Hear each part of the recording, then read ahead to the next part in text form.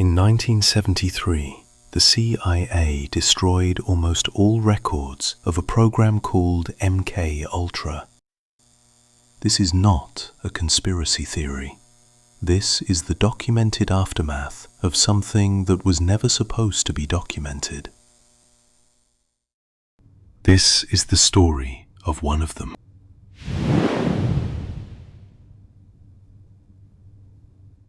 After the war, fear did not disappear. It changed shape. Governments began searching for ways to protect the mind. National security concerns, psychological defense. Publicly, the language was cautious. Privately, the experiments began. Most subjects never knew they were part of one.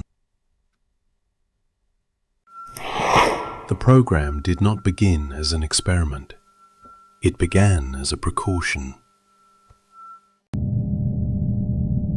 In official language, it was framed as research. Some of the terms sounded harmless. They were not. The work expanded quietly across institutions, across borders. And for years, almost no one questioned it, until the records began to surface, incomplete, contradictory, and impossibly late.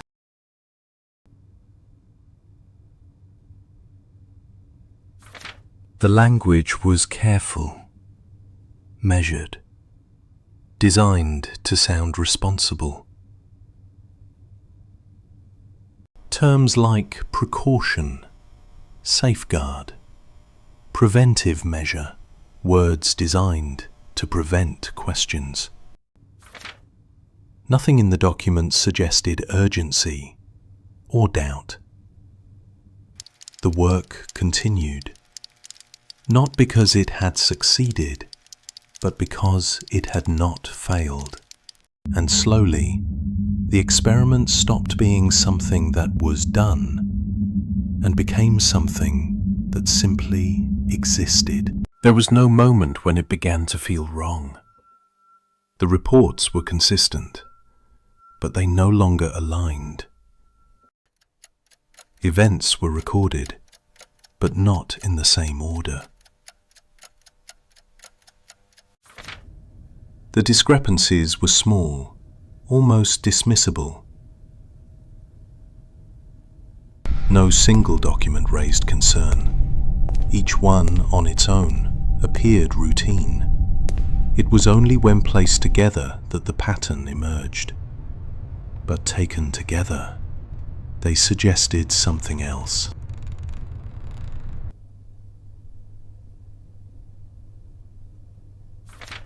In the early 1950s, a formal program was approved. The authorization was clear. What followed was not. For the classified research initiative, officials describe it as precautionary. Details remain limited at this time. It was described as research, a defensive measure. Years later, internal reviews raised concerns. Eventually, the existence of the program became public. Files were reviewed, reports were written, and for a moment, it seemed like the story had an ending. The program ended. The people involved returned to their work. Years passed.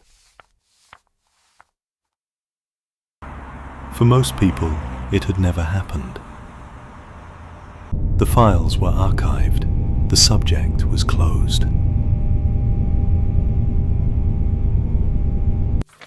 The investigation focused on what could be documented, but not on what could not be recovered.